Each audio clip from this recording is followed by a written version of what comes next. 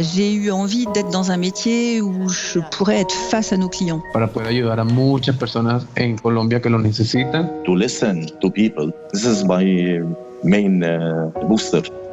On n'est pas que des assureurs-payeurs, on est aussi là pour accompagner moralement, socialement nos clients, et c'est important. Les aider en étant en première ligne. On reste un métier décrié. It is hard when you see a lot of criticism, so it could be easily misunderstood or even forgotten. On est dans un métier où tout ce qui nous arrive est surprenant. Very challenging. C'est aussi pour ça que j'aime mon métier. Every day we have to learn and be really humble. Et puis si jamais on est à même de faire les mêmes choses, on a appris des fois d'avant, donc on peut faire des choses meilleures, plus rapides, différentes.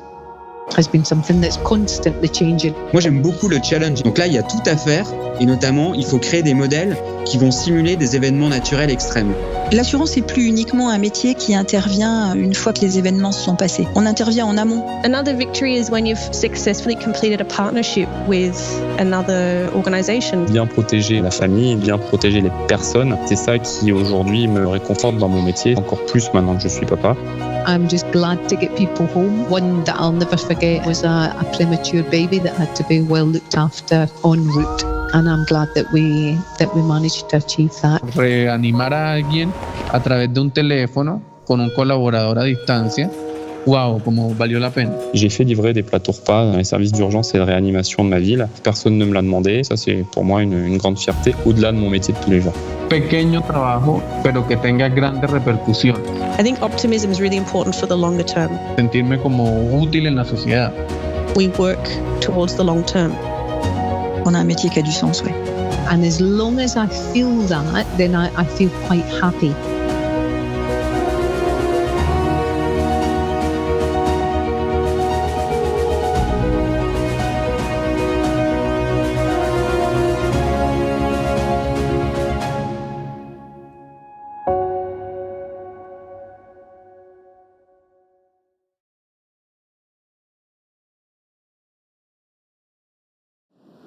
Bonjour à toutes et à tous, je suis très heureuse de vous accueillir dans cette vidéo de l'Investir Day 2022 et je suis en présence de Alban de Maïnel, le directeur financier d'AXA.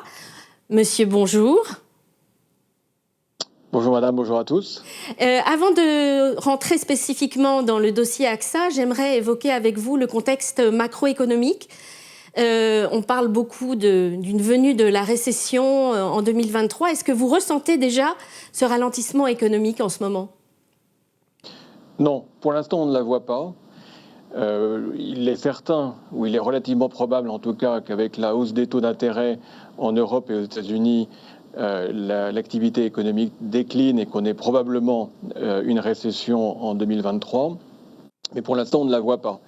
En revanche, nous nous y préparons parce que côté assurance, il y a évidemment deux types de conséquences. Il y a des conséquences potentielles sur nos actifs, parce qu'il y a un risque de crédit, mais nous pensons être bien préparés grâce à une politique de sélection et d'allocation d'actifs prudente depuis maintenant beaucoup de temps. Et puis, côté assurance, la récession, ça veut dire aussi potentiellement des sinistres supplémentaires côté dommages entreprises. Et en revanche, ça peut vouloir dire aussi, côté assurance personnelle dommages, des résultats meilleurs parce qu'en temps de récession, généralement les clients utilisent moins leur voiture et donc il y a moins de sinistres. Donc c'est une image assez équilibrée pour nous, mais fondamentalement, nous sommes préparés à cette récession qui va très probablement venir au premier trimestre 2023. Et plus spécifiquement, quel est l'impact de la hausse des taux d'intérêt sur une entreprise comme AXA ? Alors évidemment, c'est extrêmement positif pour nous, comme pour tous les assureurs, parce que nous plaçons bien évidemment les primes et les réserves de nos clients sur les marchés financiers, notamment sur les marchés obligataires. Et donc la hausse des taux nous permet d'avoir un rendement supplémentaire progressivement au fur et à mesure que nous réinvestissons nos actifs. Et dans un bilan de 400 milliards obligataires, nous réinvestissons à peu près 40 milliards chaque année. Donc c'est un impact positif pour nous, un impact également positif pour nos clients sur l'épargne, parce que ça veut dire que nous pouvons aussi, à terme, offrir de meilleures rémunérations ou structurer des produits qui sont plus rémunérateurs pour eux. Alors, l'inflation est à un niveau historique, à la fois aux États-Unis, en Europe et dans le monde. Comment est-ce que vous gérez ce contexte de hausse des prix ? Alors, effectivement, pour nous, dans un certain nombre de cas, le coût des sinistres augmente du fait de l'inflation. Alors, il y avait déjà une certaine inflation dans certains sujets, notamment aux États-Unis, ce qu'on appelle l'inflation sociale ou juridictionnelle, du fait que sur certaines lignes, notamment responsabilité civile, depuis maintenant 7 ou 8 ans, il y avait une certaine inflation. Ce qui est nouveau, c'est l'inflation des salaires et des matières premières qui renchérit le coût des sinistres en assurance dommages. Idem pour l'assurance automobile, qui est un de nos métiers, que vous le savez, que nous faisons en Europe.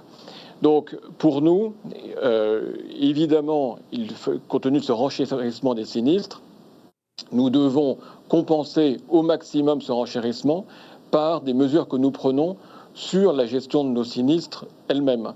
C'est-à-dire qu'il faut que nous fassions des efforts supplémentaires, notamment en assurance automobile, pour réduire le coût des sinistres. Et ça passe notamment par l'achat de pièces détachées de seconde main, une meilleure orientation des véhicules endommagés vers nos garages partenaires. Si bien qu'au global, quand vous regardez, alors que l'inflation est de 6% en France, la hausse des prix de l'assurance n'a été que de 2,4%.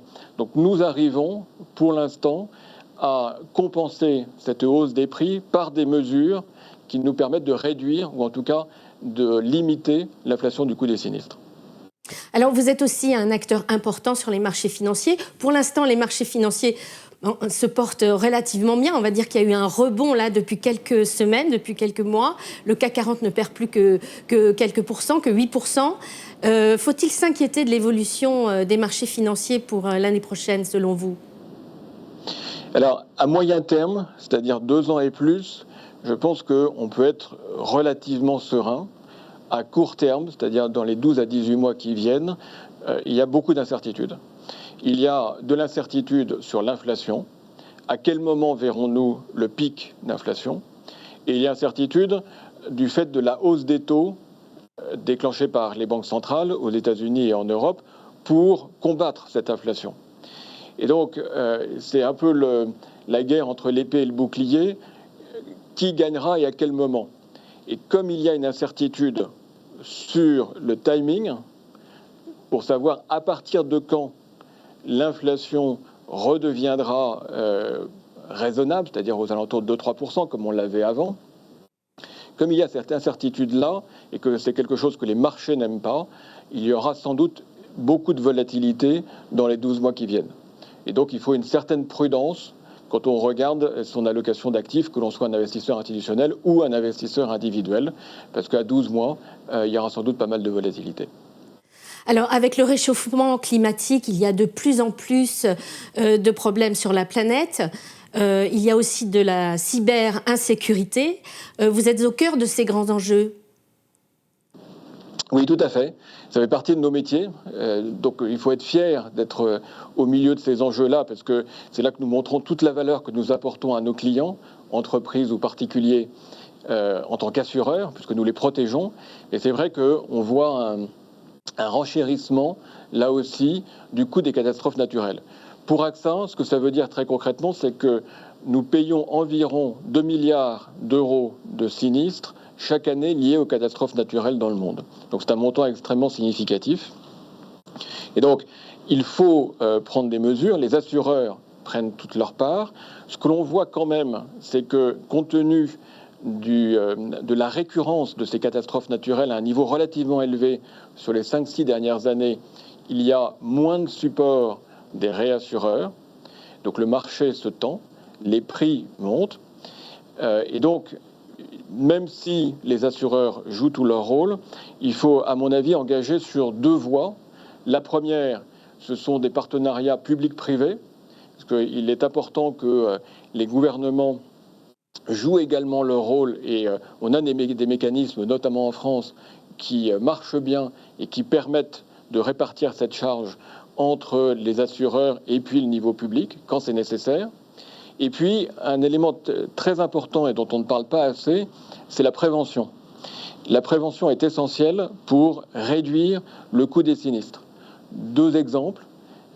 Si l'on regarde le tsunami qui a endommagé Fukushima et qui a amené à cet accident que l'on connaît tous, si les murs autour de Fukushima avaient été 50 cm plus hauts, eh bien, nous n'aurions pas eu cet accident-là.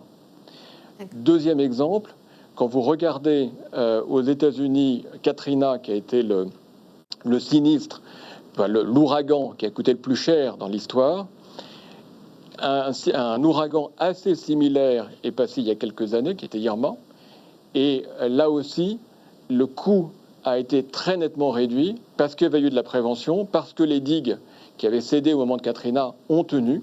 Et donc, pour un ouragan relativement similaire, le coût a été beaucoup plus limité. Donc la prévention est extrêmement importante pour réduire le coût des sinistres. Alors, venons, si vous le voulez bien, aux résultats, enfin aux chiffres que vous avez présentés récemment à 9 mois. Ils ont été bien accueillis par les marchés financiers. Est-ce que vous pouvez nous les commenter ?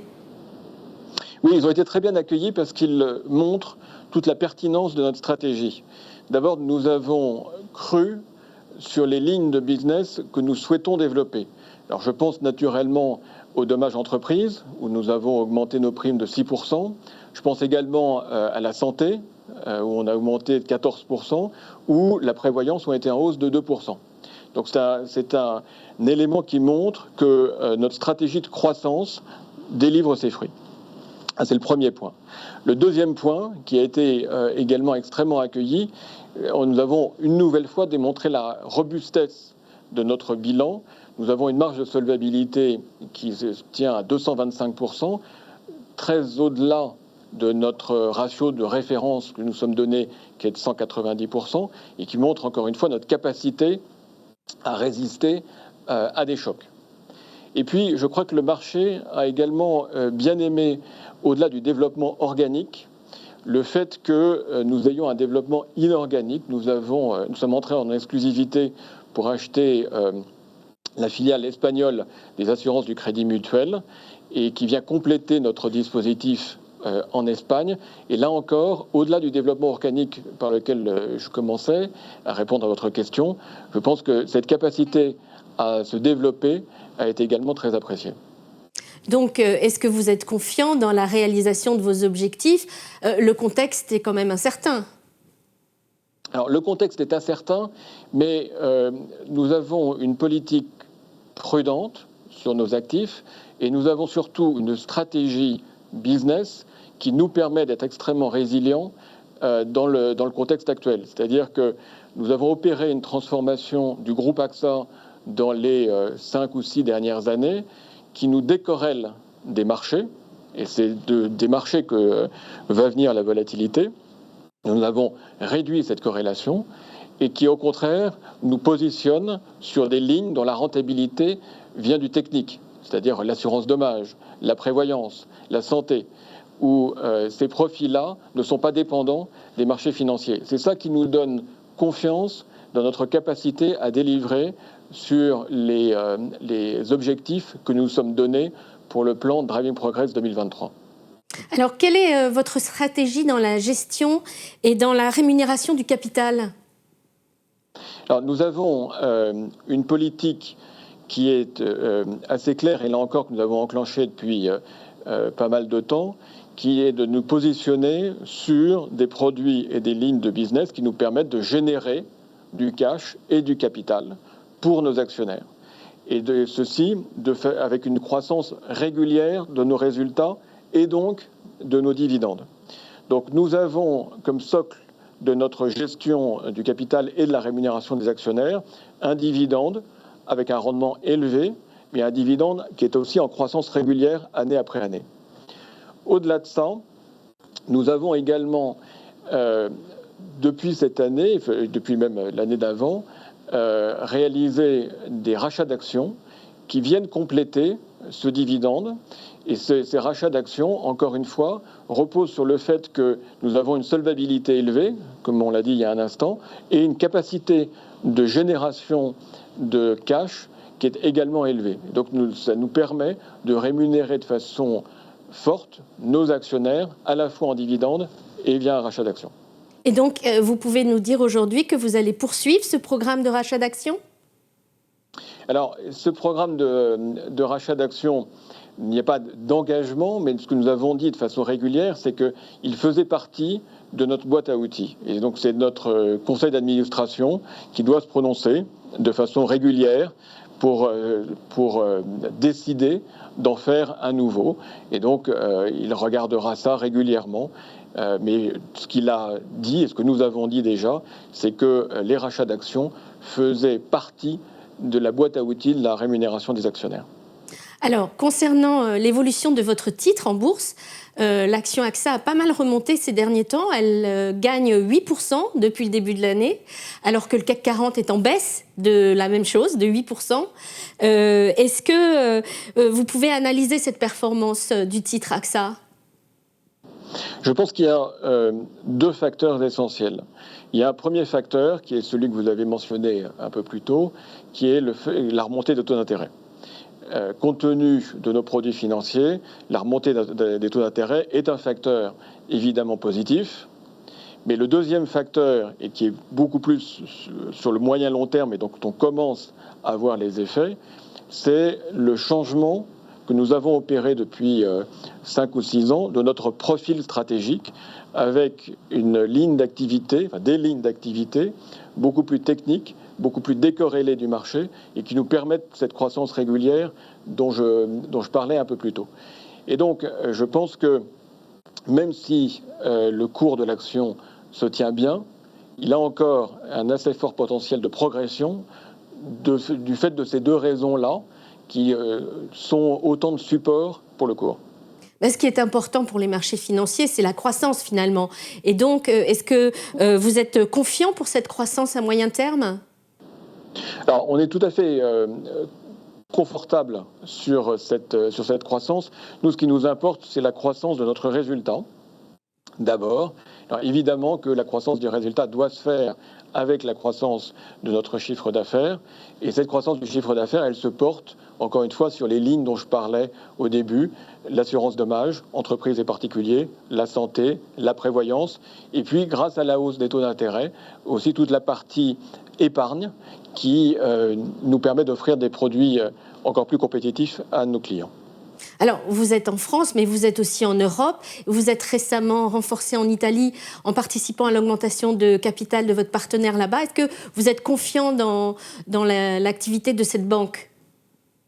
Alors, nous avons effectivement investi 200 millions d'euros au capital de BMPS. BMPS est un partenaire de longue date. Nous avons toute confiance dans le management de la banque, qui est de grande qualité. Et donc, nous avons participé assez naturellement à cette augmentation de capital qui s'est révélée être un succès puisqu'elle a été complètement souscrite. Alors, comme de nombreuses très grandes entreprises françaises, vous faites des efforts pour la lutte contre le changement climatique. Quels sont vos domaines d'activité les plus importants pour lutter contre le changement climatique ? Oui, nous essayons de mettre au service de la lutte contre le réchauffement climatique l'intégralité de notre bilan, l'intégralité de notre activité. Ce que je veux dire par là, c'est que côté actif, nous investissons relativement massivement dans des infrastructures, notamment énergétiques, énergie verte, bien évidemment. Nous avons pris l'engagement d'investir dans des actifs verts. Nous avons également pris l'engagement, comme vous le savez, de réduire notre exposition au charbon complètement et de limiter à certains cas très spécifiques notre exposition au pétrole et au gaz. Donc côté actif, nous avons une politique très déterminée, mais nous avons aussi une politique très déterminée côté assurantiel, où nous voulons également favoriser les mêmes sujets dans la partie assurance, c'est-à-dire l'assurance d'éoliennes, l'assurance de parcs de panneaux solaires, et d'une manière générale, tout ce qui contribue au côté vert des bâtiments que nous assurons ou que nous détenons. Nous avons un gros portefeuille immobilier de 48 milliards et nous rénovons régulièrement ce portefeuille immobilier pour le rendre plus vert, c'est-à-dire pour permettre des dépenses d'énergie plus faibles. Mais côté assurance, de même, nous promouvons la reconstruction avec des matériaux qui permettent une sobriété énergétique supérieure. Alban de Maillimel, je vous remercie et je vous souhaite une très bonne journée. Merci beaucoup et à vous aussi. Merci. Je vous remercie de nous avoir suivis et j'espère vous retrouver au Carousel du Louvre le 29 novembre pour notre Investir Day en live.